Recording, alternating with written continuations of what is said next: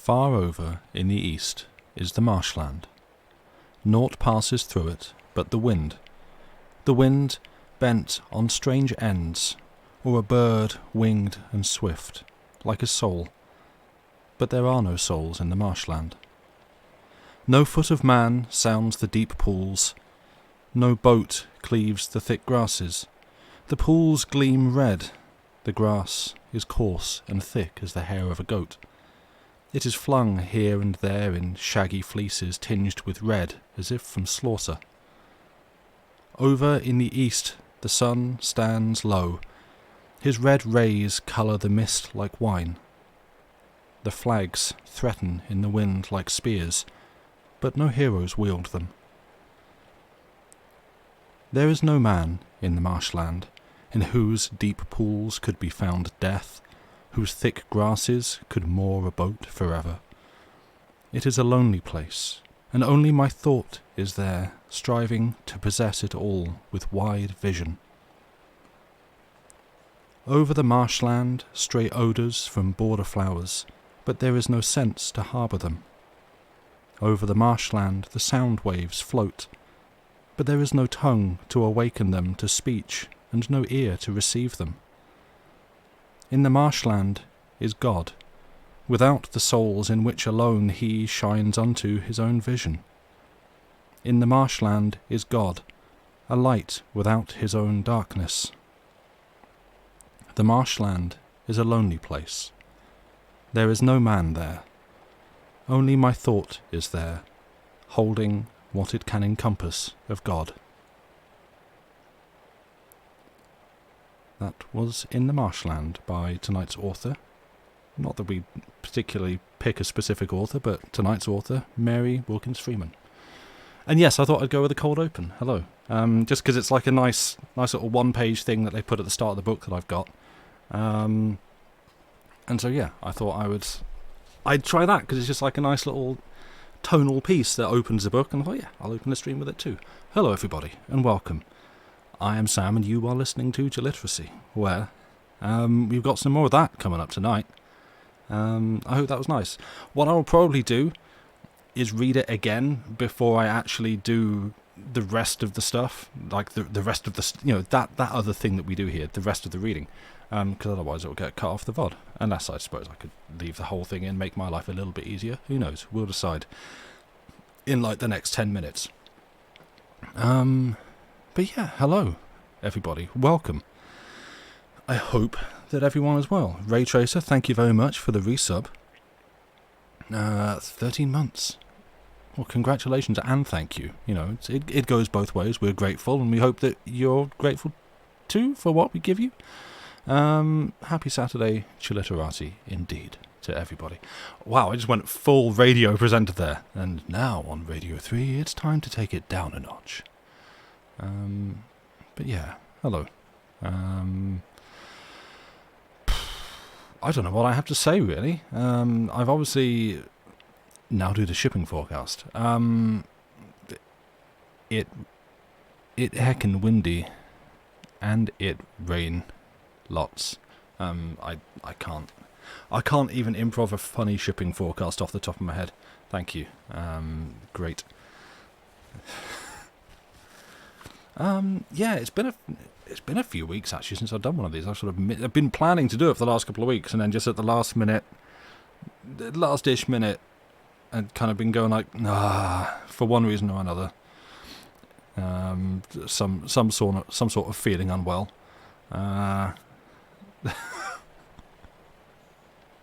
Thank you, Lady Mephos. Do we really want North Udsire, South Udsire, 40s, Cromarty. Northwesterly 5 to 7, occasionally gale 8, backing southwesterly and decreasing 3 for a time. Rain later. Moderate, becoming good. There.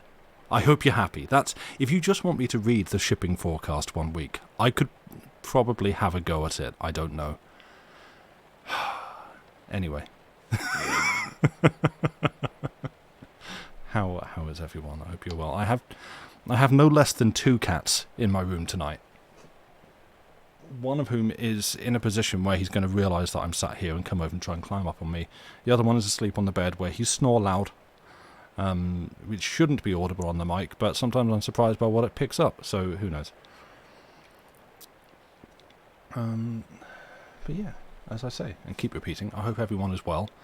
It's been a week. Not the best week. Not going to go into details. If you follow me on Twitter, you'll have seen that this isn't an advert for my Twitter account, but, you know, it's not been the easiest. But we're here, and that's what matters. So, yeah. And as I say, tonight I'm going to be reading, if all goes to plan, a couple of stories from Mary Eleanor Wilkins Freeman, to give her full name. The Eleanor sometimes gets shortened to E. Apparently Freeman, I think, was a sort of late in life addition with a marriage. Marriage to Dr. Charles Freeman, which apparently wasn't particularly happy. So that sucks. But yeah, she wrote a lot of ghost stories.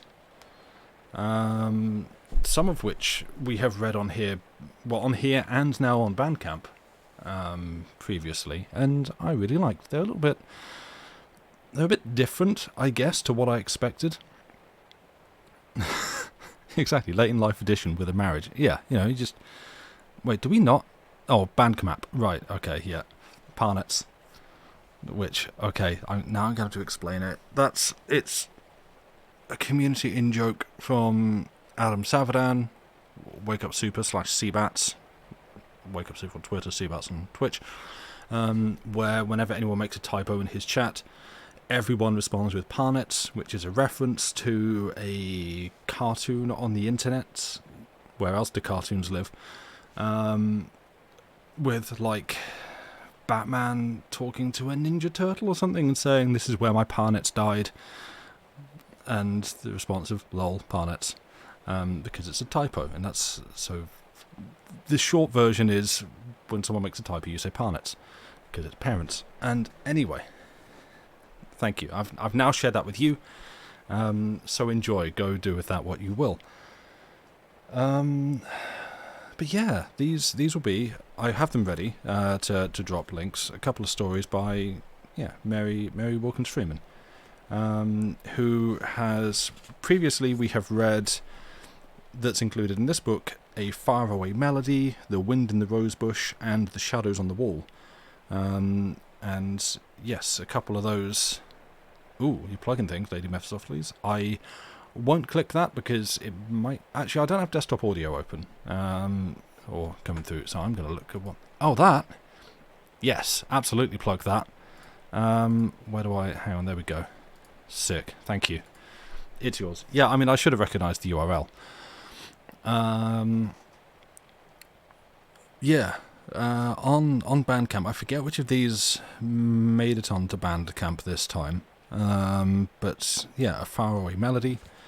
Oh yeah, I didn't do that one. That's about a couple of old ladies, one of whom keeps hearing a weird faraway melody, and then she dies. And it's kind of bittersweet, a little bit sad. The Wind in the Rosebush, which is also kind of maudlin, and The Shadows on the Wall, which, you know, that's... The Shadows on the Wall has, to me, a concept that I love, which is just this ghostly shadow which appears in a room. And I love stuff like that. I'm legit a huge sucker for spooky shadows. Liked being occluded by things that are not physically present in the room. I'm there, give me that, please. So, yeah. Rosebush and Shadow, Shadows on the Wall did. And they're very good stories. And so, yeah, I've in a sense gone back to that well by purchasing a new book, which has more, which are very good so far, the ones that I have read. One of which that I'm not doing tonight, I need to do a bit of research on, because I want to check that, like, the terms and language used in it, whether it's, like, okay or offensive, because it's not. It's something that there's, like, a little bit of debate about on the internet. and I'd like to be confident before reading it, or frankly omitting it, because like rewriting it would be a bit of a faff. Because we don't rewrite stories, we just make small amendments here or there to tidy them up a little bit. But yeah, I suppose the other thing, like, hey cat, that's not where I expected you to jump. That's desk. That is not. Could you go on my lap and settle? Or all right, cat distraction is in full effect.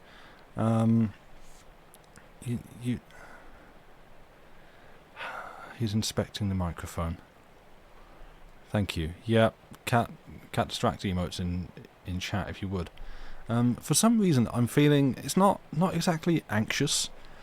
But I don't know if anyone else gets that thing where, like, you just don't feel like you're emptying your lungs properly. They're just always kind of 3/4 full, and you've only got, like, a little bit at the top of the lungs that you're actually using. And so it's not like I'm short of breath or anything like that. I'm fine.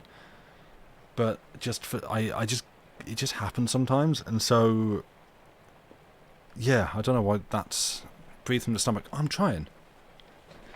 And what's, yeah, right? That's, I mean, for someone who's had as much professional singing tutelage as me, really this shouldn't be a problem that I encounter, but here you go. Yeah, so I don't know why that's happened this evening.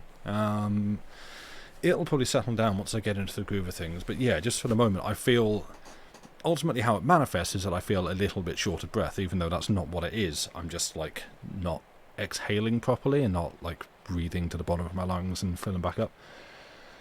So I'm probably going to sound a little bit like that for a bit, and I apologise, but hello. You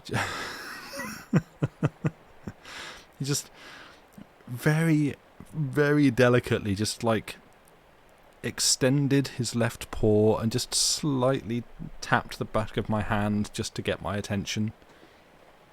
This is Joey being an absolute darling. What are you two doing? Are you gonna... Okay, 1 second. I have to settle some cat business. You're both going. Don't fight. You two,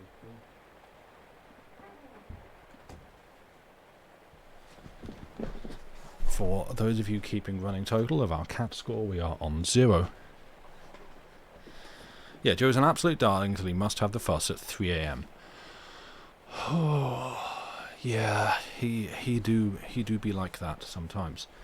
But yeah, this I'm gonna get it set up in chat now so that, you know, Lucy will be happy that her stuff's not being plugged anymore. This is going to be our first story for tonight. Manually unpinned at the end of the stream. Yeah, and I'll include the whole. Let's. Hey, those of you who are listening on YouTube. Sorry that you've got all this before you get to the story that you wanted, but, you know, I hope... Here's what you miss out on Twitch. Me talking to an empty room and reading stuff off the screen that the kind people in chat are putting. So, you know, that's what goes on over here. Yeah. Sort of kind of reluctant to start until my breathing's settled, but it's fine. We'll go with it. So yeah, indeed. Hi YouTube, what's good? How are things in the future? Everybody say hi to YouTube. And yeah, so this I actually have to, cause I've not marked. Usually I've got a bookmark, but I've not. But he's not here this week, so I'm just solo, and nothing in the book is telling me where I need to be. So I have to actually find the page, like some kind of page, find like a librarian. Librarians have to find pages in books all the time, right? Yeah. Okay. Let's read a story.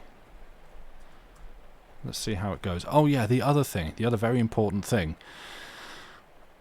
which I'm going to drop, is oh Danny, hey, welcome. I haven't seen you in ages. I hope you're doing well, buddy. Lovely to see you. So the other thing, I suppose, actually, which is possibly making me a little bit anxious for doing this tonight, and as I say, I'm going to drop like a bombshell and run, just pull the pin, throw, and let's go into it, is that because these are written by Mary Wilkins Freeman, who, if you have read or encountered any of her stuff before, you will find that, she, being an American woman, writes a lot of things that are set exclusively in America and written with heavily accented American speech. So here's the schoolteacher's story.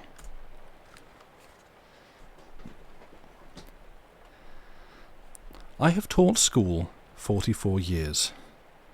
Now I have delivered the keys of my schoolhouse to the committee. I have packed away on the top shelf of my closet a row of primers in readers, geographies, spelling books, and arithmetics, and I have stopped work for the rest of my life. Through all these 44 years, I have squeezed resolutely all the sweets out of existence and stored them up to make a kind of tasteless but life-sustaining honey for old age. I have never spent 1 penny and less for the barest necessities. I have added term by term to the sum on my bank book until I have been able to build this house and have a sufficient sum at interest to live upon. I need little, very little to eat, and I wear my clothes carefully and long. I was never extravagant in clothes but once. That was 25 years ago, when I was 35 and expected to be married in the spring. I had a green silk dress then, a bright green, but I had dyed it black, and, after all, got considerable wear out of it, although it was flimsy. Coloured silk is apt to be. I had a blue woolen, too, a colour I should never have bought if I had not expected to be married, and that faded. I also had a black velvet cloak, something that was very costly, and I should not have bought it under any circumstances. But I was foolish. However, that has made my winter bonnet ever since. It was a good piece, and not cut up much. Looking backward 44 years, I cannot remember any other extravagance than this outlay in clothes when I expected to be married at 35. I never have bought any candy except a few cough drops when I had a cold. I have never bought a ribbon even, or a breastpin. I have always worn my mother's old hairpin, although it was so old-fashioned, and the other girls had pretty gold and coral or cameo ones. My mother died when I was 14, my father when I was 16. Then I began to teach. My father left me nothing. Mother was sick all her life, nearly, and he could not lay up a cent. However, there was enough to pay his funeral expenses, and I was thankful for that. I sometimes wonder what my father would say if he could see me now and know how I am situated. I wonder if he would think I had done pretty well. I don't know how it can make any difference to him now. He is past all such earthly vanities, even if he knows about them. But I do sometimes feel glad I have done so well on his account. Anybody has to have some account beside their own, even if it is somebody's that's dead. I have built this house, with 6 rooms in it, and a woodshed. I have a little land, too. I keep hens, and I am going to have a vegetable garden back of the house and a flower garden front. I have good woolen carpets all over the house except the kitchen. I have stuffed parlour furniture and a marble-topped table and a marble shelf with a worked plush scarf on it. I have a handsome dining set and 2 nice chamber sets and 2 beautiful silk quilts I pieced from bits of my scholars gave me. I shouldn't be ashamed to have anybody go over my house. And I keep it nice, too. You could not find a speck of dust anywhere. Of course, I have nobody to put it out of order, and that makes a difference. It has always been my habit to look at all the advantage there is in life, and I have found there is an advantage side to almost everything. I can keep my house a great deal nicer than I could if I were not all alone in the world.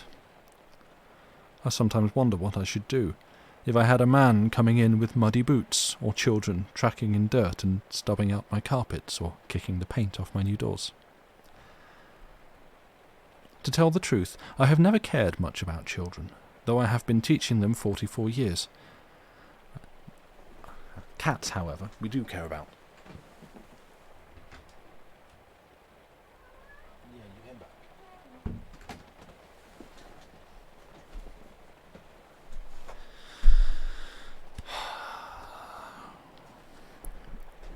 Thank you. To tell the truth, I have never cared much about children, though I have been teaching them 44 years. I never dared to say so before, but it's true. Once in a while I saw a child that I thought a good deal of, but taking them all together, I have often wondered how their own mothers could stand them.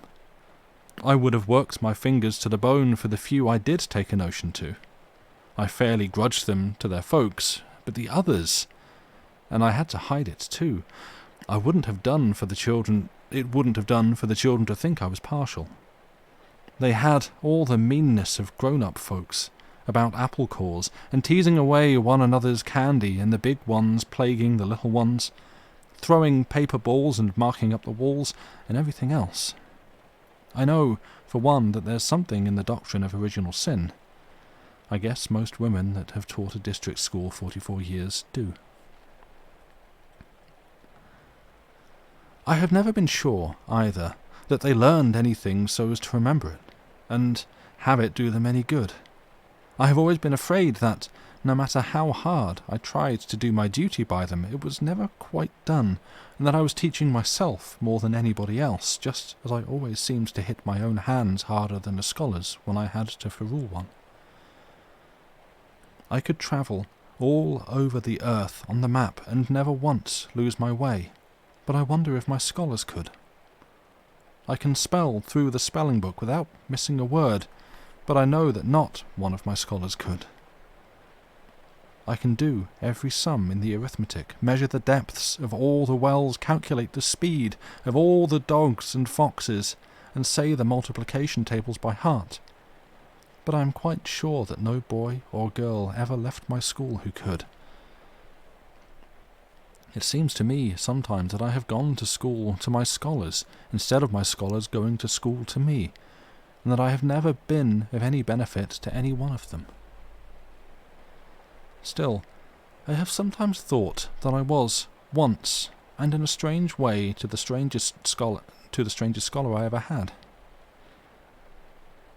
Before even thinking of this scholar and this story, I have to review my face and my whole character in my mental vision, as before a glass, to establish, as it were, my own reliability to myself.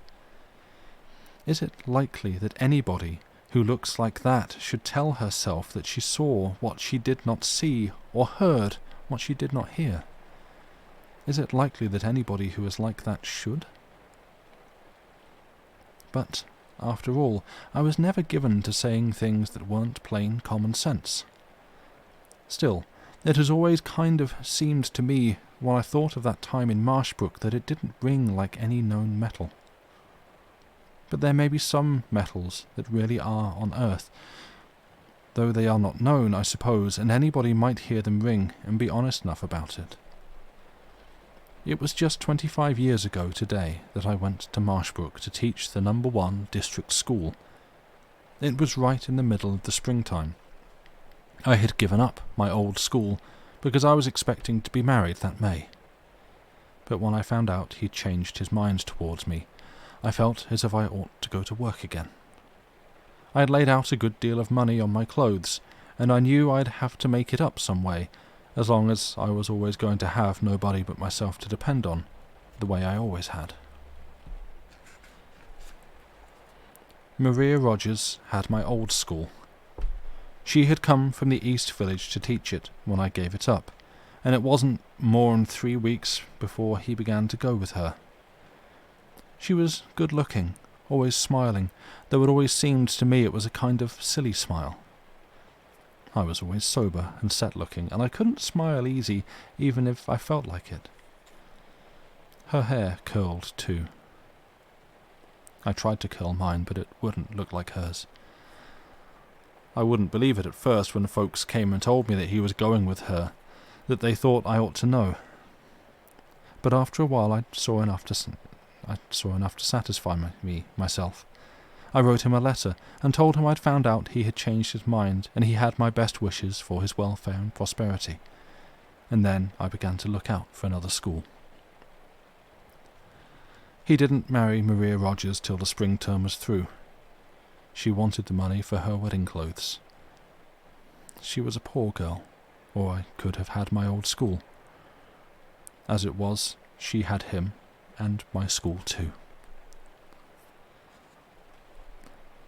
I don't know as I should have got any till fall if the teacher of the No. 1 district in Marshbrook hadn't left suddenly. One of the committee came for me the next day and said I'd got to go there, whether or no. I asked why the other teacher had left, and he said she wasn't very well. Kinda hystericky, he called it. He was an old man and a doctor. I looked him straight in the face when he spoke, and I knew there was something behind what he said, and he knew I did.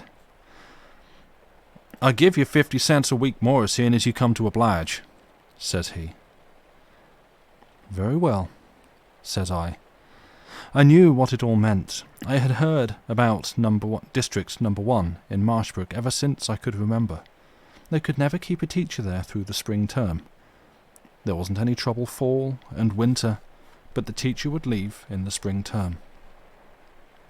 They always tried to hush it up, and nobody ever knew exactly what they left for. I rather guess they bound the teachers over not to tell, maybe paid them a little extra. Anyway, nobody ever knew exactly what it was, but it got whispered round that there was something wrong about the No. 1 schoolhouse. Nobody but a stranger or somebody that was along in years and pretty courageous could be hired to go there and teach the spring term. The chances were that old Dr. Emmons couldn't get another soul beside me for love nor money, and if I wouldn't go, the school would have to be shut up till fall. But I didn't care anything about the stories. I never was one of the kind that listen and hark and screech, and I had had enough real things to think and worry about. Then I had a kind of feeling then, I suppose it was wicked, that it didn't matter much what happened anyway, after what had happened. So I just packed up my trunk, while Dr. Emmons waited, and then he put it in behind his wagon, and carried me over to Marshbrook. It was about 6 miles away.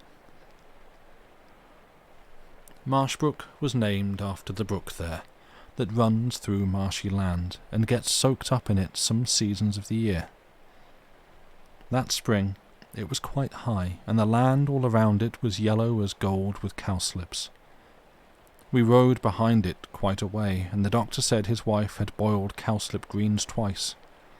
He talked considerable about such things being better for folks to eat than meat, too. He didn't say a word about the school till he set me down at the house where I was going to board. Then he said I looked as if I wasn't fidgety, and he hadn't any notion but what I should get along well and like the school. Then he said, kind of as if he hated to, but thought he'd better, and he guessed I might just as well make up my mind not to stay after school. I might just as well make up my mind not to stay after school at night much, and not to keep the scholars. The schoolhouse was in rather a lonesome place, and some stragglers might come along. Then, too, it was rather damp there, being near the brook after the dew fell, and he didn't think it was very healthy. I said, very well, and then Mr. Oren Simmons, the man where I was going to board, came out, and they carried my trunk between them into the house. I began school the next morning, and got along well enough. The school was quite a large one, about 40 in it, and none of them very old. They behaved well, as usual, and I taught them the best I knew how. I ought to have done better by them than I had ever done for other scholars, for I hadn't any outlook for myself to take my mind off. I suppose I always had a little, though I had hardly known it myself, and I ought to have been ashamed of it. I did not stay after school for some weeks, not because I was afraid of anything, for I wasn't, but I hadn't any call to. I didn't mind what Dr. Emmons had said at all, as far as I was concerned, but I thought I wouldn't keep the scholars anyway, so if anything did come up, I wouldn't be blamed on their account. There wasn't anybody to blame me on mine if I didn't give up the school, and I wasn't going to do that anyway. I went to meeting the Sunday after I went to Marshbrook. I suppose some folks thought I would get somebody to carry me home to meeting, since it was only 6 miles and I belonged to the church there, but I felt as if I had just as soon see some new faces. Maria Rogers used to sit right in front of me at home. I noticed that folks in the meeting house at Marshbrook eyed me some. I don't know whether it was because I had come to teach the number 1 school, or because I wore my green silk. I suppose it did look most too fine, but I had it, and it was a pleasant Sunday, and I thought I might just as well wear it, though somehow every time I looked down at my lap as I sat in meeting, there was something about the colour seemed to strike over me and make me sick. I never liked green very well, but he did, and that was why I got it. I liked it better after it was coloured, though it seemed a shame to have all the stiffening taken out of it. It was a beautiful piece. I had a good boarding place, just Mr. Simmons and his wife, and she was as neat as wax and a good cook. She was a kind of woodeny and didn't talk much, but I didn't feel much like talking, and I liked it full as well. She used to have supper early, about as soon as I got home from school, and then I used to go upstairs to my chamber and sit by myself.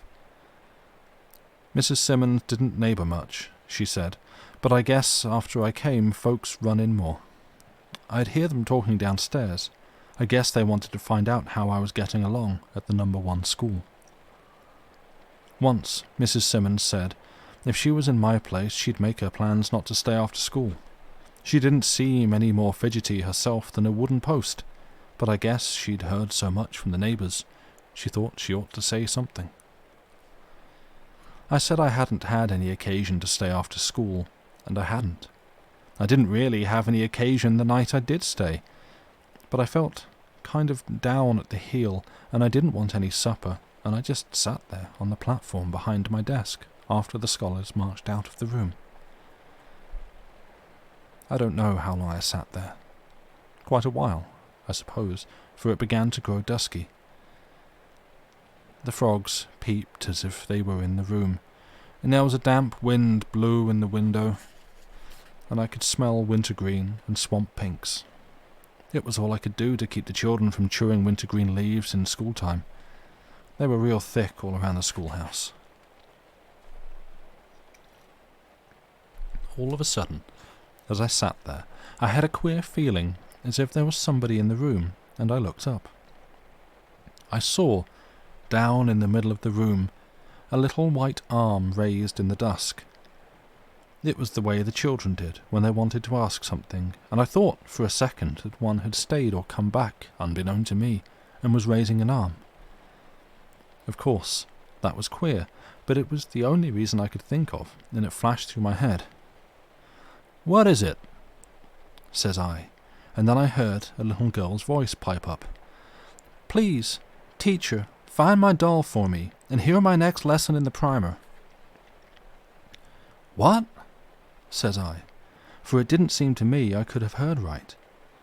And then the voice said it over again, and that little white arm crooked out of the gloom. I got up and went down the aisle between the desks, and when I came close enough I saw a little girl in a queer, straight white dress, almost like a nightgown, sitting there. Her little face was so white in the gloom it made me creep, and her features looked set. Even her mouth didn't move when she spoke. It was open a little, and the words just seemed to flow out between her lips. "Please, teacher, find my doll for me, and hear my next lesson in the primer," says she, over again, dreadful pitiful. I put my hand on her shoulder, and then I jumped and took it away, for I never felt anything so cold as her little shoulder was. It seemed as if the cold struck to my heart from it, and I had to catch my breath. "What is your name?" says I, as soon as I could. Mary Williams, age 6 years, 3 months and 5 days, says she. Then my blood ran cold, but I tried to reason it out of myself again, that she was some child I hadn't seen that had run in there, and maybe she wasn't quite right in her mind. Well, says I, you had better run home now. If you want to come to school, you can come at 9 o'clock tomorrow morning, if your mother is willing. Then I will hear your lesson, and maybe you will find your doll, but you mustn't bring it to school. I can't have any dolls brought to school. With that, she rose up and dropped a queer little curtsy that made a puff of icy cold wind in my face, and was out of the room very fast, as if she slid or floated, without taking any steps at all. I put on my bonnet and locked up the schoolhouse and went home then. Looking back, I can't say as I felt scared or nervous at all. I know I didn't walk a mite faster when I went past the old graveyard. There was an old graveyard near the schoolhouse, and the children used to play there at recess.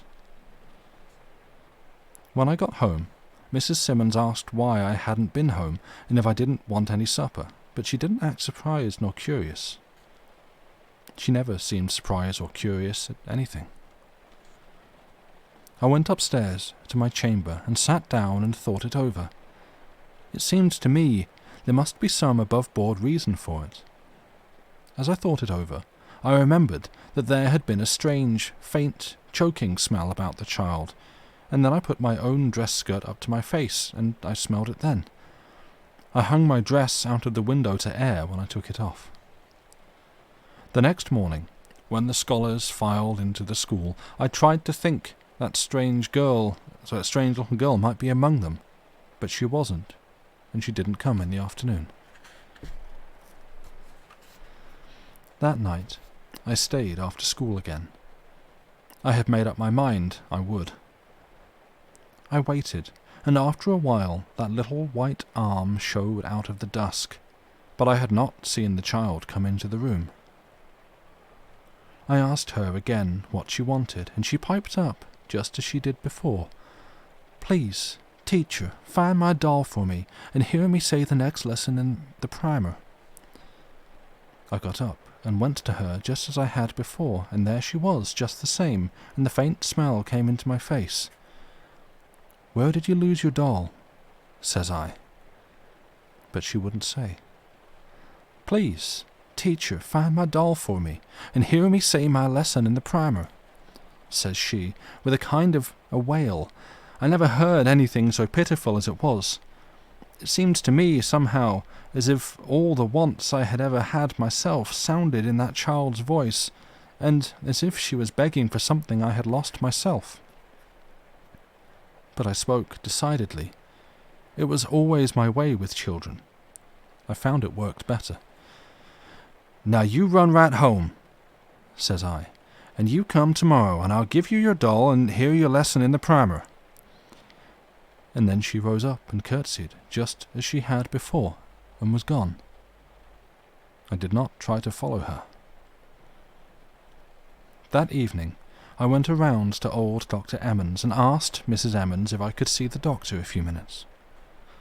I guess she suspected what had happened, for she looked at me real sharp, and said she hoped I wasn't getting nervous and overwrought with school teaching. I said I wasn't. I just wanted to see the doctor about a new scholar, and she left me in the sitting room and called him in. I asked him, point blank, if anything had ever happened there in Marshbrook, and he wouldn't tell me at first. I suppose you want to give the school up. I thought you were old enough to behave yourself, says he. He was pretty short sometimes, but he meant well. I've done the best I could by the school, says I. Why couldn't you come home when the school was done, as you were told to, instead of staying there in that lonesome place and getting hystericky, says he. I don't know as I can get another teacher this term. The schoolhouse will have to be shut up. It's a pity all the female school teachers in creation couldn't be ducks a few times and get the fidgets out of them. I'll get a man for the place next time. I've had enough of women. I don't want to give up the school, says I. "What are you talking about, then?" says he. "I want to know if anything has ever happened here in Marshbrook," says I. "I don't want to give up the school if anything has happened." He finally told me how a little girl had been murdered some 50 or 60 years ago. One second. On her way to school, on the Brook Road. They found her laying dead beside a clump of swamp pinks, with a great bruise on the back of her neck, as if she'd been hit by a stone, and her doll and her primer were laying in the road, where she'd dropped them when she run from whoever killed her. They never found him. "Was her name Mary Williams?" says I. "How did you know it?" says the doctor. "She told me," says I. The old doctor turned as white as a sheet. "You ain't hystericky," says he. When he found out I wasn't scared and didn't want to give up the school, he wanted to know what I'd seen. Excuse me, just thumping the mic. He wanted to know what I'd seen and asked a good many questions. I told him as short as I could, and then I went home. The next morning, before school, I got some linen rags from Mrs. Simmons and a piece of bright blue thibbet and made a real pretty little rag baby. I'd never made one before, but I couldn't see why I didn't make it as well as anybody. I ravelled out a little of an old black stocking I had for its hair, and I coloured its cheeks and mouth with cranberry juice and made its eyes with blue ink. I found, too, an old primer that Mrs. Simmons said her mother had studied, for I thought that might have been like the one the child was carrying to school when she was killed. That night I stayed after school again and waited until I saw the little white arm raised out of the dusk. She did not wait for me to speak that time. She piped up, quick. "Please, teacher, find my doll for me and hear me say my lesson in the primer." "Put your arm down and be quiet," says I, "and I will hear your lesson." I put the rag doll in my pocket and took the old primer I had found and went to her. "Find the place and go on with your lesson," says I, and I gave her the book.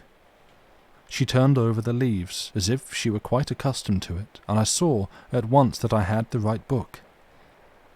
It was a queer little primer that had been written by an old minister in Marshbrook and used in the schools there for some time.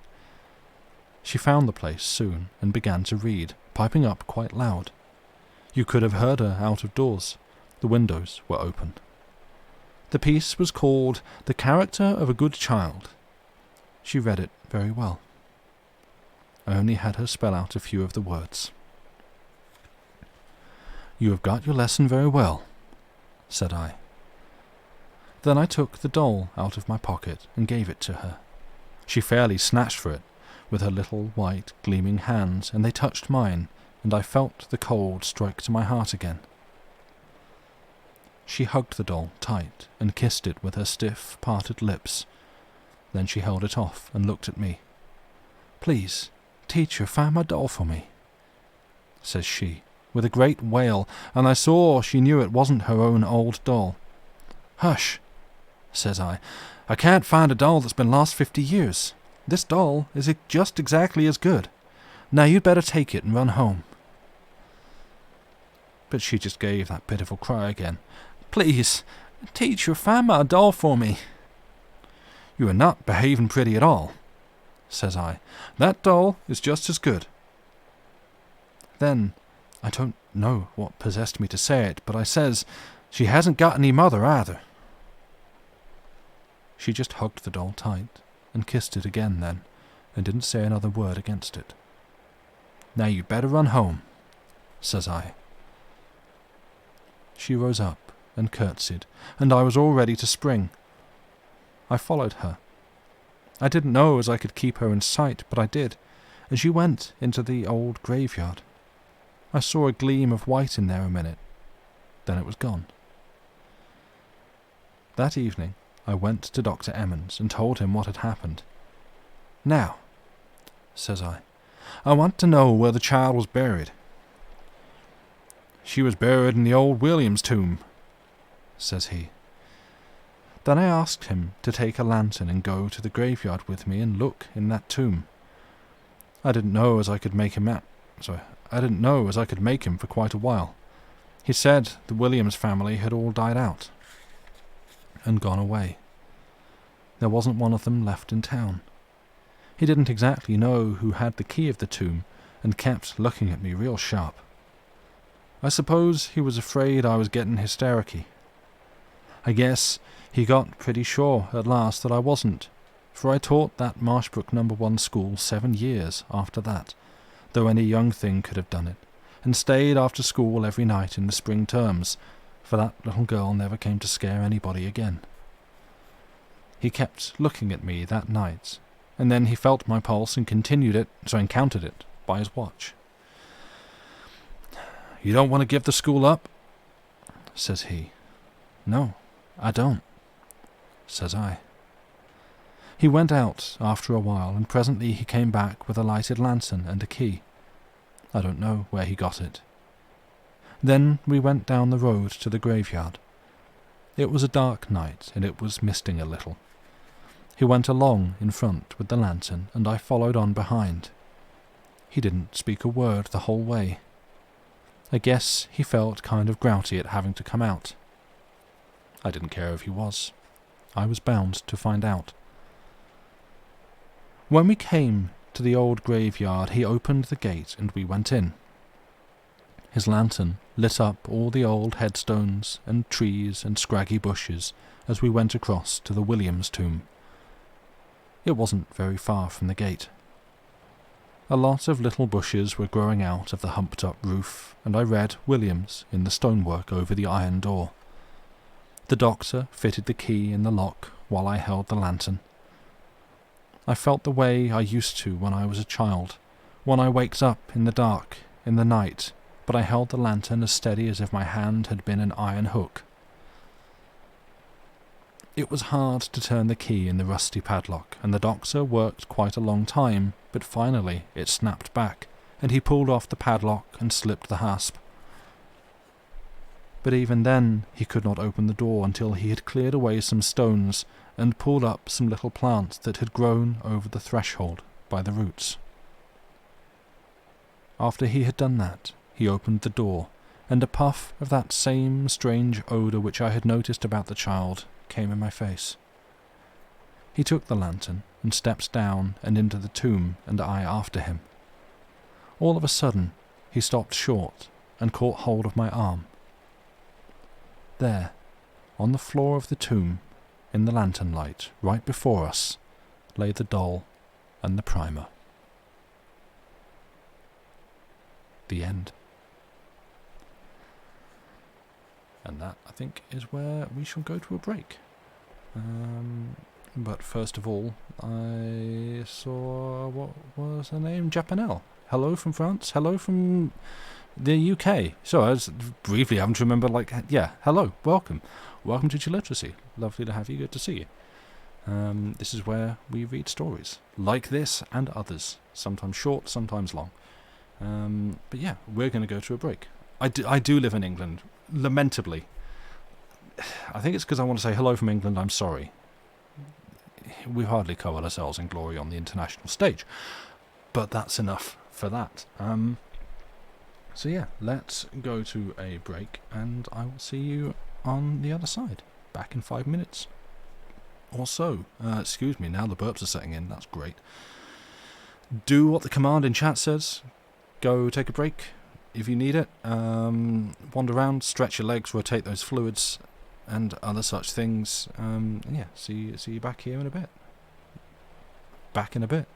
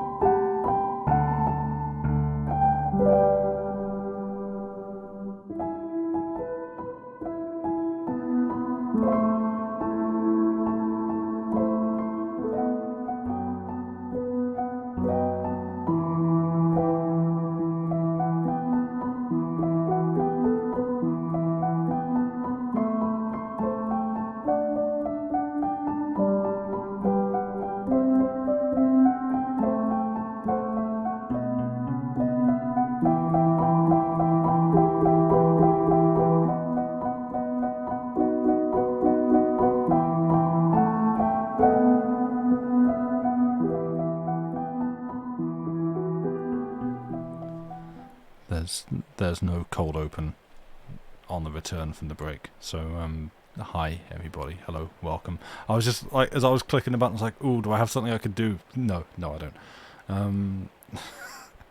Hi everyone. I hope you've had a good break and done the things that were needed to be done. I've not been able to move because I have a cat on my lap who is diligently washing his tail. So that's cool, but it's fine. I'm just going to be sat here for the next hour, and it's not like I'm not someone who can't sit in a place for an hour or two. I have over the years accumulated some practice of that skill. Stuck under a cat happens, indeed it do. Also apologies for like drinking noises as I slurp from the bottle. In the most folded up positions, Sam origami, yes. And it's a wonder that I've never once encountered any sort of joint pain as a direct consequence of any of that. I know, I'm amazed too. So are doctors, and physiotherapists, and priests. But yeah, the next story for tonight, which I'm going to get like ready in chat there, even though I'm not going straight into it. Because I'll probably be through it a lot quicker than I expected. Like, I was thinking these would... Like, the last one timed quite well, but I was fine with these because I spent about, like, 15 minutes talking at the start of the stream. And then, like, 45 minutes or so reading takes us up to, like, the hour break. And then I come back the second half and read for the same length, 45 minutes, and like, right, finish at 1:45, don't know what to do next. So... Sitting properly in chairs is for chumps. You types, you sit literally upside down on the couch. Exactly. It feels wrong and it feels weird to sit in a chair as it was intended to be sat. Don't like it, can't do it, never happy with it. But so that, yeah, the thing about not experiencing any kind of joint pain of any kind, complete fabrication. I've lately been getting a fun thing in my right knee where it's just sometimes if I sit weirdly it feels like it's going to explode, and that's not good. So what I really should be trying to sit more normally. This is how I'm going to find out if my sister listens to these, because she's a trained physiotherapist and will be on to me if she's paying attention. Who knows? Probably not. But yeah, it's fine. I'm sure it's fine. The knee is a largely vestigial part of the human body. That's science. But yeah, the second story for tonight, as is pinned up at the top, is called The Vacant Lot. And it's... I mean, I'm not going to spoil things. But I don't know. It just has another bit that when I was reading it, I was like, oh, this is cool. It's not like, it's one of the things where I realise what I'm about to say, and then realise what I'm about to say about what I'm about to say, and I just like, I kind of get stopped in a bit of a feedback loop in my head, thinking about what I'm going to say.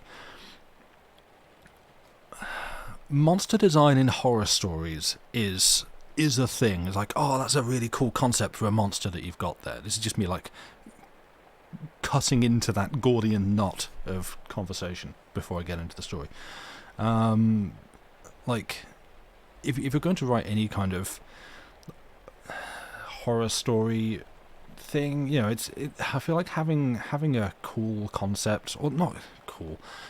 Something innovative or affecting about your monster design, where I'm going to link links back to is because this isn't monsters, it's ghosts, and that's a different thing. They're like spirits and souls and stuff like that. Not specific, like ghosts can be monsters, but monsters aren't necessarily ghosts.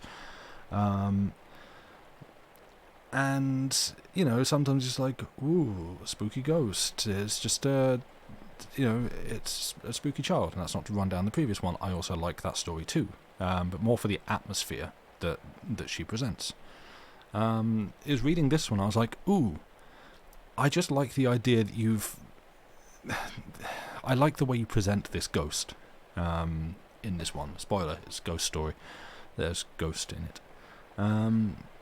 And I like referring back to the shadows on the wall. I kind of, for stories that aren't necessarily very horrifying, because they're not meant to be, they're ghost stories, they're not horror stories, which was an early lesson that I picked up when doing these.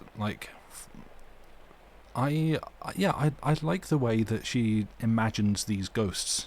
They're good. They are well thought out, and there's frequently something there that just makes me lean in a bit and go, ooh, I like that. Good idea. Which I think is why I keep coming back to these. So, yeah. There you go. That's a bit of a preamble for The Vacant Lot, which I guess I shall now start reading.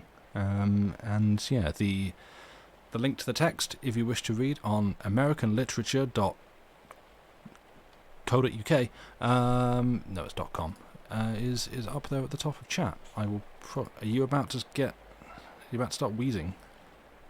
Sorry, Joey's on my lap, and I think he's about to start doing his hairball wheeze. So maybe don't do that if you can avoid it. Just oh. I was just about to start reading, mate. You okay? Like he's fine. Oh, you've absolutely got a hairball to come up. Are we gonna? I'd better get on with the story because we're going to be interrupted by a hairball at some point. You just had to clean up after your cat again? I'm sorry, Lady Mephistopheles. Yeah, I saw that scroll through. I couldn't really stop and read it, obviously. But, yeah. Cat troubles are what they are. And hopefully he can keep it in for the next 35, 40 minutes or so. Also, I might sneeze. So look out for that. Anyway. Let us carry on with The Vacant Lot. When it became generally known in Townsend Centre that the Townsends were going to move to the city, there was great excitement and dismay. For the Townsends to move was about equivalent to the towns moving. The Townsend ancestors had founded the village 100 years ago. The first Townsend had kept a wayside hostelry for man and beast known as the Sign of the Leopard. The signboard, on which the leopard was painted a bright blue, was still extant, and prominently so, being nailed over the present Townsend's front door. This Townsend, by name David, kept the village store. There had been no tavern since the railroad was built through Townsend Centre in his father's day. Therefore, the family, being ousted by the march of progress from their chosen employment, took up with a general country store as being the next thing to a country tavern, the principal difference consisting in the fact that all the guests were transients, never requiring bedchambers, securing their rest on the tops of sugar and flour barrels and codfish boxes, and their refreshment from stray nibblings at the stock in trade, to the profitless replenishment of raisins and loaf sugar and crackers and cheese. The flitting of the Townsends from the home of their ancestors was due to a sudden access of wealth from the death of a relative, and the desire of Mrs. Townsend to secure better advantages for her son, George, 16 years old, in the way of education, and for her daughter, Adriana, 10 years older, better matrimonial opportunities. However, this last inducement for leaving Townsend Centre was not openly stated, only ingeniously surmised by the neighbours. Sarah Townsend don't think there's anybody in Townsend Center fit for her Adriana to marry, and so she's going to take her to Boston to see if she can't pick up somebody there, they said. Then they wondered what Abel Lyons would do. He had been a humble suitor for Adriana for years, but her mother had not approved, and Adriana, who was dutiful, had repulsed him delicately and rather sadly. He was the only lover whom she had ever had, and she felt sorry and grateful. She was a plain, awkward girl, and had a patient recognition of the fact. But her mother was ambitious, more so than her father, who was rather pugnaciously satisfied with what he had, and not easily disposed to change. However, he yielded to his wife and consented to sell out his business and purchase a house in Boston and move there. David Townsend was curiously unlike the line of ancestors from whom he had come. He had either retrograded or advanced, as one might look at it. His moral character was certainly better, but he had not the fiery spirit and eager grasp at advantage which had distinguished them. Indeed, the old Townsends, though prominent and respected as men of property and influence, had reputations not above suspicions. There was more than one dark whisper regarding them handed down from mother to son in the village, and especially was this true of the first Townsend, he who built the tavern bearing the sign of the Blue Leopard. His portrait, a hideous effort of contemporary art, hung in the garret of David Townsend's home. There was many a tale of wild roistering, if no worse, in that old roadhouse, and high stakes, and quarrelling in cups, and blows, and money gotten in evil fashion, and the matter hushed up with a high hand for inquirers by the imperious Townsends who terrorized everybody. David Townsend terrorized nobody. He had gotten his little competence from his store by honest methods, the exchanging of sterling goods and true weights for country produce and country shillings.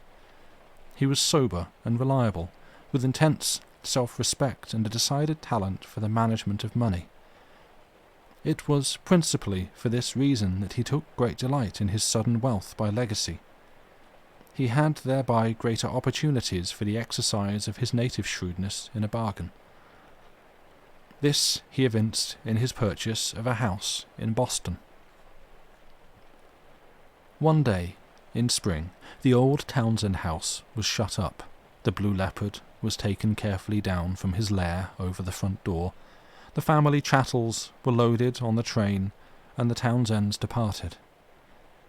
It was a sad and eventful day for Townsend Centre. A man from Bar had rented the store. David had decided at the last not to sell, and the old familiars congregated in melancholy fashion and talked over the situation. An enormous pride over their departed townsman became evident. They paraded him, flaunting him like a banner in the eyes of the new man. "David is awful smart," they said. "There won't nobody get the better of him in the city if he has lived in Townsend Centre all his life. He's got his eyes open. Know what he paid for his house in Boston? Well, sir, that house cost $25,000, and David, he bought it for $5. Yes, sir, he did." "Must have been some out about it," remarked the new man, scowling over his counter. He was beginning to feel his disparaging situation. "Not an out, sir. David, he made sure on it. Catching him getting bit. Everything was in apple pie order, hot and cold water and all, and in one of the best locations in the city, real high up street. David, he said the rent in that street was never under $1,000. Yes, sir, David, he got a bargain. $5,000 for a $25,000 house." "Some out about it," growled the new man over the counter. However, as his fellow townsmen and allies stated, there seemed to be no doubt about the desirableness of the city house which David Townsend had purchased, and the fact that he had secured it for an absurdly low price. The whole family were at first suspicious. It was ascertained that the house had cost a round sum only a few years ago. It was in perfect repair. Nothing whatever was amiss with plumbing, furnace, anything. There was not even a soap factory within smelling distance, as Mrs. Townsend had vaguely surmised. She was sure that she had heard of houses being undesirable for such reasons, but there was no soap factory. They all sniffed and peeked. When the first rainfall came, they looked at the ceiling, confidently expecting to see dark spots where the leaks had commenced, but there were none. They were forced to confess that their suspicions were allayed, that the house was perfect, even overshadowed with the mystery of a lower price than it was worth. That, however, was an additional perfection in the opinion of the Townsends, who had their share of New England thrift. They had lived just 1 month in their new house and were happy, although at times somewhat lonely from missing the society of Townsend Centre when the trouble began. The Townsends, although they lived in a fine house in a genteel, almost fashionable part of the city, were true to their antecedents and kept, as they had been accustomed, only one maid. She was the daughter of a farmer on the outskirts of their native village, was middle-aged, and had lived with them for the last 10 years. One pleasant Monday morning she rose early and did the family washing before breakfast, which had been prepared by Mrs. Townsend and Adriana, as was their habit on washing days. The family was seated at the breakfast table in their basement dining room, and this maid, whose name was Cordelia, was hanging out the clothes in the vacant lot. This vacant lot seemed a valuable one, being on a corner. It was rather singular that it had not been built upon. The Townsends had wondered at it and agreed that they would have preferred their own house to be there. They had, however, utilized it as far as possible with their innocent rural disregard of property rights in unoccupied land. We might just as well hang out our washing on the vacant lot," Mrs. Townsend had told Cordelia the first Monday of their stay in the house. "Our little yard ain't half big enough for all our clothes, and it is sunnier there, too." So Cordelia had hung out the wash there for 4 Mondays, and this was the 5th. The breakfast was about half finished. They had reached the buckwheat cakes, when this maid came rushing into the dining room and stood regarding them speechless. Just going to sneeze.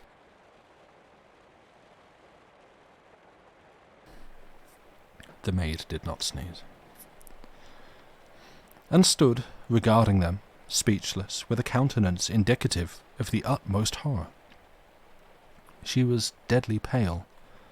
Her hands, sodden with soapsuds, hung twitching at her sides in the folds of her calico gown. Her very hair, which was light and sparse, seemed to bristle with fear. All the Townsends turned and looked at her. David and George rose with a half-defined idea of burglars. "Cordelia Battles, what is the matter?" cried Mrs. Townsend. Adriana gasped for breath and turned as white as the maid. "What is the matter?" repeated Mrs. Townsend, but the maid was unable to speak.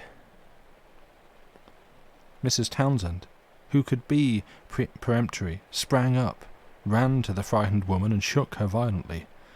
"Cordelia Battles, you speak," said she, "and not stand there staring that way as if you were struck dumb. What is the matter with you?" Then Cordelia spoke, in a fainting voice. "There's somebody else hanging out clothes in the vacant lot." She gasped and clutched at a chair for support. "Who?" cried Mrs. Townsend, rousing to indignation, for already she had assumed a proprietorship in the vacant lot. "Is it the folks in the next house? I'd like to know what right they have. We are next to the vacant lot." "I don't know who it is," gasped Cordelia. "Why, we've seen that girl next door go to Mass every morning," said Mrs. Townsend. "She's got a fiery red head.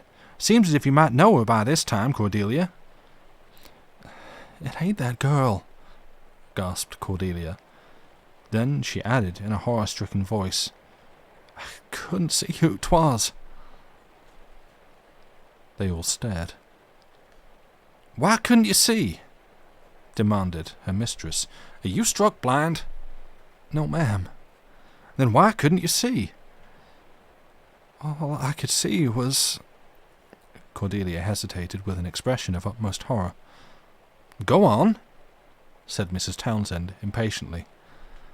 "All I could see was the shadow of somebody, very slim, hanging out the clothes, and—" "What?" "I could see the shadows of the things flapping on the line." "You couldn't see the clothes?" "Only the shadow on the ground." "What kind of clothes were they?" "Queer," replied Cordelia with a shudder. "If I didn't know you so well, I should think you had been drinking," said Mrs. Townsend. "Now, Cordelia Battles, I'm going out in that vacant lot and see myself what you're talking about." "I can't go," gasped the woman. With that, Mrs. Townsend and all the others, except Adriana, who remained to tremble with the maid, sallied forth into the vacant lot. They had to go out the area gate into the street to reach it. It was nothing unusual in the way of vacant lots. One large poplar tree, the relic of the old forest which had once flourished there, twinkled in one corner. For the rest, it was overgrown with coarse weeds and a few dusty flowers. The Townsend stood just inside the rude board fence which divided the lot from the street and stared with wonder and horror, for Cordelia had told the truth.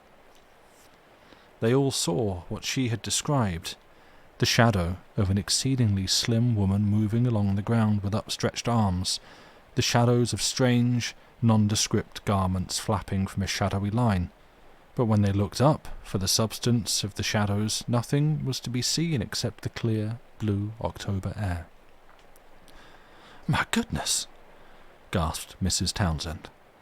Her face assumed a strange gathering of wrath in the midst of her terror. Suddenly she made a determined move forward, although her husband strove to hold her back. "You let me be," said she. She moved forward. Then she recoiled and gave a loud shriek. "The wet sheet flapped in my face!" she cried. "Take me away! Take me away!" Then she fainted. Between them, they got her back to the house. "It was awful," she moaned when she came to herself, with the family all around her where she lay on the dining room. "Oh, David, what do you suppose it is?" "Nothing at all," replied David Townsend stoutly. He was remarkable for courage and staunch belief in actualities. He was now denying to himself that he had seen anything unusual. "Oh, there was," moaned his wife. "I saw something," said George in a sullen, boyish bass. The maid sobbed convulsively, and so did Adriana for sympathy. "We won't talk any about it," said David. "Here, Jane, you drink this hot tea. It will do you good. And Cordelia, you hang out the clothes in our own yard.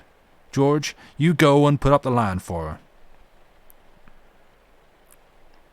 The line is out there," said George with a jerk of his shoulder. "Are you afraid?" "No, I ain't," replied the boy resentfully, and went out with a pale face. After that, Cordelia hung the Townsend wash in the yard of their own house, standing always with her back to the vacant lot. As for David Townsend, he spent a good deal of his time in the lot, watching the shadows, but he came to no explanation, although he strove to satisfy himself with many. "I guess the shadows come from the smoke from our chimneys, or else the poplar tree," he said. "Why do the shadows come on Monday mornings and no other?" demanded his wife. David was silent. Very soon, new mysteries arose. One day Cordelia rang the dinner bell at their usual dinner hour, the same as in Townsend Centre, high noon, and the family assembled. With amazement, Adriana looked at the dishes on the table. "Well, that's queer," she said. "What's queer?" asked her mother. Cordelia stopped short as she was about setting a tumbler of water beside a plate, and the water slopped over. "Why," said Adriana, her face paling, I thought there was boiled dinner. I smelled cabbage cooking." I knew there would be something else come up, gasped Cordelia, leaning hard on the back of Adriana's chair. What do you mean? Asked Mrs. Townsend sharply, but her own face began to assume the shocked pallor which it was so easy nowadays for all their faces to assume at the merest suggestion of anything out of the common. I smelt cabbage cooking all the morning up in my room, Adriana said faintly, and here's codfish and potatoes for dinner. The Townsends all looked at one another. David rose with an exclamation and rushed out of the room. The others waited tremblingly. When he came back, his face was lowering. What did you... Mrs. Townsend asked hesitatingly. There's some smell of cabbage out there, he admitted reluctantly. Then he looked at her with a challenge. It comes from the next house, he said. Blows over our house. Our house is higher. I don't care. You can never account for such things. Cordelia, said Mrs. Townsend, you go over to the next house and you ask if they've got cabbage for dinner. Cordelia switched out of the room, her mouth set hard. She came back promptly. Says they never have cabbage, she announced, with gloomy triumph and a conclusive glance at Mr. Townsend. Their girl was real sassy. Oh, Father, let's move away. Let's sell this house, cried Adriana in a panic-stricken tone. If you think I'm going to sell a house that I got as cheap as this one because we smell cabbage in a vacant lot, you're mistaken, replied David firmly. It isn't the cabbage alone, said Mrs. Townsend. And a few shadows, added David. I am tired of such nonsense. I thought you had more sense, Jane. One of the boys at school asked me if we live in the house next to the vacant lot on Wells Street and whistled when I said yes, remarked George. Let him whistle, said Mr. Townsend.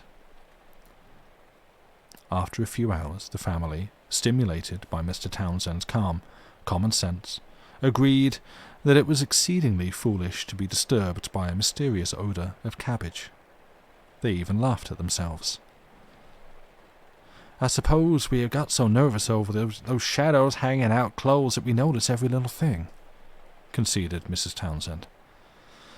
You will find out some day that it is no more to be regarded than the cabbage, said her husband.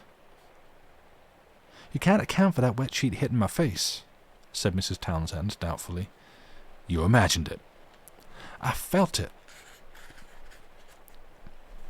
That afternoon, things went on as usual in the household until nearly 4 o'clock.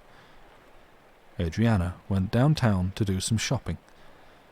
Mrs. Townsend sat sewing beside the bay window in her room, which was a front one in the 3rd story. George had not got home. Mr. Townsend was writing a letter in the library. Cordelia was busy in the basement. The twilight, which was coming earlier and earlier every night, was beginning to gather, when suddenly there was a loud crash which shook the house from its foundations. Even the dishes on the sideboard rattled, and the glasses rang like bells. The pictures on the walls of Mrs. Townsend's room swung out from the walls, but that was not all. Every looking-glass in the house cracked simultaneously, as nearly as they could judge, from top to bottom, then shivered into fragments over the floors. Mrs. Townsend was too frightened to scream. She sat, huddled in her chair, gasping for breath, her eyes rolling from side to side in incredulous terror, turned toward the street. She saw a great black group of people crossing it just in front of the vacant lot. There was something inexpressibly strange and gloomy about this moving group. There was an effect of sweeping wavings and foldings of sable draperies and gleams of deadly white faces. Then they passed. She twisted her head to see, and they disappeared in the vacant lot. Mr. Townsend came hurrying into the room. He was pale and looked at once angry and alarmed. "Did you fall?" he asked inconsequently, as if his wife, who was small, could have produced such a manifestation by a fall. "Oh, David, what is it?" whispered Mrs. Townsend. "Darn if I know," said David. "Don't swear, it's too awful. Oh, see the looking-glass, David." "I see it. The one over the library mantel is broken too."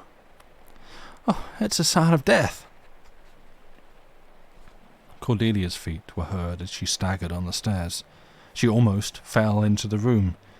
She reeled over to Mr. Townsend and clutched his arm. He cast a sidewise glance, half furious, half commiserating at her. "Well, what's it all about?" he asked. "I don't know. What is it? Oh, what is it?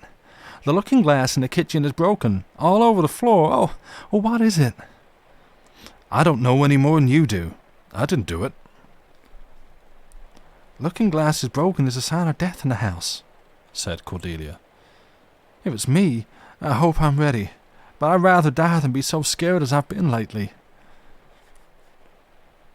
Mr. Townsend shook himself loose and eyed the two trembling women with gathering resolution. "Now, look here, both of you," he said. "This is nonsense. You'll die surely enough of fright if you keep on this way. I was a fool myself to be startled. Everything it is an earthquake." "Oh, David!" gasped his wife, not much reassured. "It is nothing but an earthquake," persisted Mr. Townsend. "It acted just like it. Things always are broken on the walls and the middle of the room isn't affected. I've read about it." Suddenly Mrs. Townsend gave a loud shriek and pointed. "How do you account for that?" she cried. "If it's an earthquake. Oh! She was on the verge of hysterics. Her husband held her firmly by the arm as his eyes followed the direction of her rigid pointing finger. Cordelia looked also, her eyes seeming converged to a bright point of fear. On the floor, in front of the broken looking glass, lay a mass of black stuff in a gruesome long ridge. "It's something you dropped there," almost shouted Mr. Townsend. "It ain't. Oh!" Mr. Townsend dropped his wife's arm, and took one stride toward the object. It was a very long crepe veil. He lifted it, and it floated out from his arm as if imbued with electricity. "It's yours," he said to his wife. "Oh, David, I never had one. You know I shouldn't, unless you died. How came it there?" "I'm darned if I know," said David, regarding it. He was deadly pale, but still resentful rather than afraid. "Don't hold it. Don't." "I'd like to know what in thunder all this means," said David. He gave the thing an angry toss, and it fell to the floor in exactly the same long heap as before. Cordelia began to weep with racking sobs. Mrs. Townsend reached out and caught her husband's hand, clutching it hard with ice-cold fingers. "What's got into this house, anyhow?" he growled. "You'll have to sell it. Oh, David, we can't live here." "As for my selling a house I paid only $5,000 for when it's worth $25,000, for any such nonsense as this, I won't." David gave one stride towards the black veil, but it rose from the floor and moved away before him, across the room, at exactly the same height as if suspended from a woman's head. He pursued it, clutching vainly all around the room. Then he swung himself on his heel with an exclamation, and the thing fell to the floor again in a long heap. Then were heard hurrying feet on the stairs, and Adriana burst into the room. She ran straight to her father and clutched his arm. She tried to speak, but she chattered unintelligibly. Her face was blue. Her father shook her violently. "Adriana, do have more sense," he cried. "Oh, David, how can you talk so?" sobbed her mother. "I can't help it, I'm mad," he said with emphasis. "What has got into this house and you all, anyhow?" "What is it, Adriana, poor child?" asked her mother. Only look what has happened here." "It's an earthquake," said her father staunchly. "Nothing to be afraid of." "How do you account for that?" said Mrs. Townsend in an awful voice, pointing to the veil. Adriana did not look.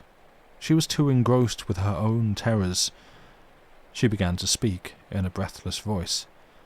"I was coming by the vacant lot," she panted, "and I had my new hat in a paper bag, and a parcel of blue ribbon, and I saw a crowd, an awful... a whole crowd of people with white faces as if they were dressed all in black." "Where are they now?" "I don't know. Oh..." Adriana sank, gasping feebly, into a chair. "Get her some water, David," sobbed her mother. David rushed with an impatient exclamation out of the room and returned with a glass of water which he held to his daughter's lips.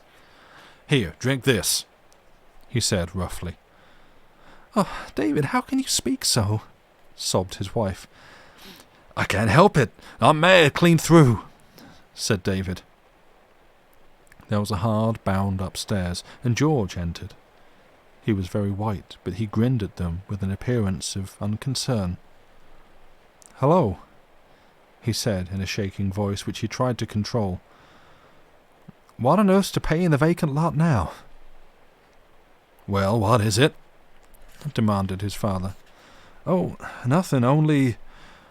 well, there are lights over it, exactly as if there was a house there, but just about where the windows would be. It looked as if you could walk right in, but when you looked close, there were those old dried-up weeds rattling away on the ground, the same as ever. I looked at it, and couldn't believe my eyes. A woman saw it too. She came along just as I did. She gave one look, and then she screeched and ran. I waited for someone else, but nobody came." Mr. Townsend rushed out of the room.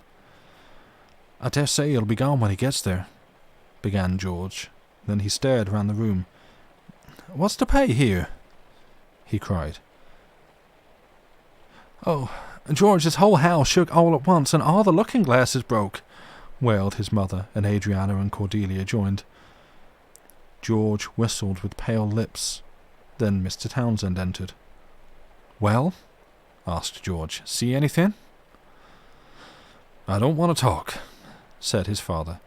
"I've stood just about enough."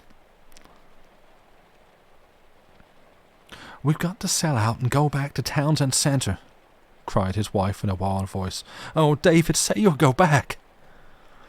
"I won't go back for any such nonsense as this and sell a $25,000 house for $5,000, said he firmly. But that very night his resolution was shaken. The whole family watched together in the dining room. They were all afraid to go to bed. That is, all except possibly Mr. Townsend. Mrs. Townsend declared firmly that she, for one, would leave that awful house and go back to Townsend Centre whether he came or not, unless they all stayed together and watched. And Mr. Townsend yielded. They chose the dining room for the reason that it was nearer the street should they wish to make their egress hurriedly, and they took up their station around the dining table on which Cordelia had placed a luncheon. "It looks exactly as if we were watching with a corpse," she said in a horror-stricken whisper. "Hold your tongue if you can't talk sense," said Mr. Townsend. The dining room was very large, finished in oak, with a dark blue paper above the wainscoting. The old sign of the tavern, the Blue Leopard, hung over the mantel-shelf. Mr. Townsend had insisted on hanging it there. He had a curious pride in it. The family sat together until after midnight, and nothing unusual happened. Mrs. Townsend began to nod. Mr. Townsend read the paper ostentatiously. Adriana and Cordelia stared with roving eyes about the room, then at each other, as if comparing notes on terror. George had a book which he studied furtively. All at once Adriana gave a startled exclamation, and Cordelia echoed her. George whistled faintly. Mrs. Townsend awoke with a start, and Mr. Townsend's paper rattled to the floor. "Look!" gasped Adriana. The sign of the blue leopard over the shelf glowed as if a lantern hung over it. The radiance was thrown from above. It grew brighter and brighter as they watched. The blue leopard seemed to crouch and spring with life. Then the door into the front hall opened, the outer door, which had been carefully locked. It squeaked, and they all recognized it. They sat, staring. Mr. Townsend was as transfixed as the rest. They heard the outer door shut, and then the door into the room swung open, and slowly that awful black group of people which they had seen in the afternoon entered. The Townsends, with one accord, rose and huddled together in a far corner. They all held to each other and stared. The people, their faces gleaming with a whiteness of death, their black robes waving and folding, crossed the room. They were a trifle above mortal height, or seemed so to the terrified eyes which saw them. They reached the mantel-shelf, where the signboard hung. Then a black-draped long arm was seen to rise and make a motion, as if plying a knocker. Then the whole company passed out of sight, as if through the wall, and the room was as before. Mrs. Townsend was shaking in a nervous chill. Adriana was almost fainting. Cordelia was in hysterics. David Townsend stood glaring in a curious way at the sign of the blue leopard. George stared at him with a look of horror. There was something in his father's face which made him forget everything else.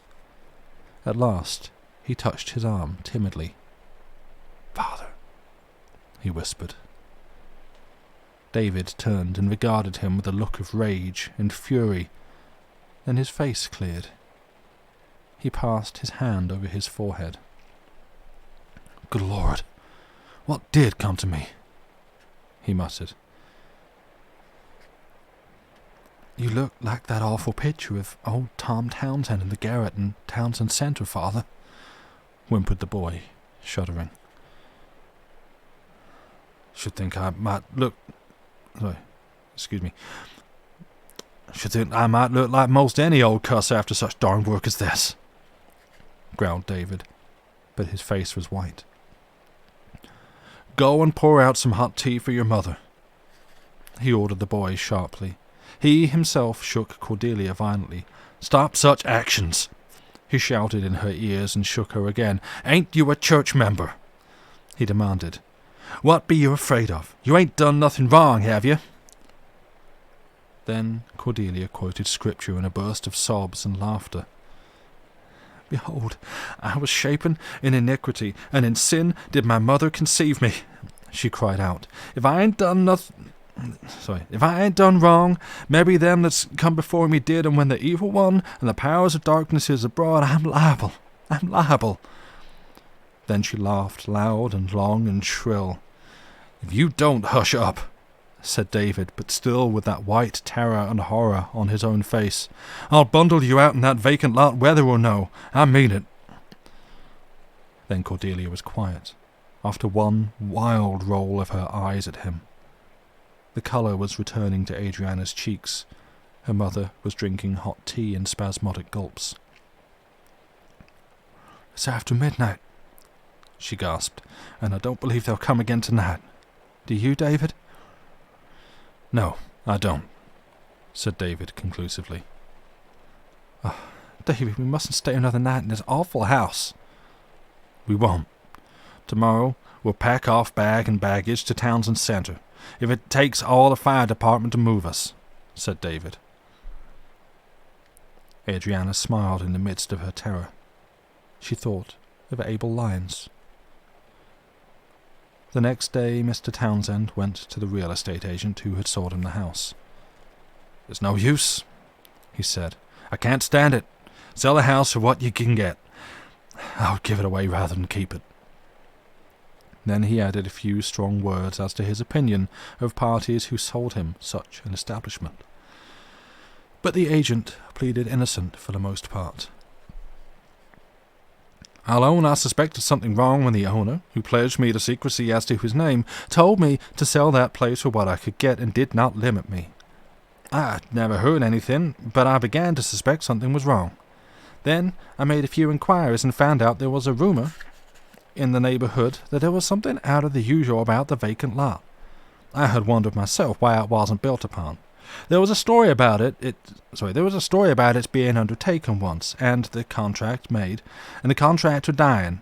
Then another man took it, and one of the workmen was killed on his way to dig the cellar, and the others struck. I didn't pay much attention to it. I never believed much in that sort of thing anyhow, and then, too, I couldn't find out that there had ever been anything wrong about the house itself, except as the people who had lived there were said to have seen and heard queer things in the vacant lot. So I thought you might be able to get along, especially as you didn't look like a man who was timid, and the house was such a bargain as I'd never handled before. But this, you tell me, is beyond belief." "Do you know the names of the people who formerly owned the vacant lot?" asked Mr. Townsend. "I don't know for certain," replied the agent, "for the original owners flourished long before your or my day, but I do know that the lot goes by the name of the old Gaston lot. What's the matter? You ill?" "No, there's nothing," replied Mr. Townsend. "Get what you can for the house. Perhaps another family might not be as troubled as we have been." "I hope you are not going to leave the city," said the agent urbanely. "I'm going back to Townsend Center as fast as steam can carry me after we get packed up and out of that cursed house," replied Mr. David Townsend. He did not tell the agent nor any of his family what had caused him to start when told the name of the former owners of the lot. He remembered all at once the story of a ghastly murder which had taken place in the Blue Leopard. The victim's name was Gaston, and the murderer had never been discovered. The end. And that brings us to the end of the stories for tonight. Thank you for listening.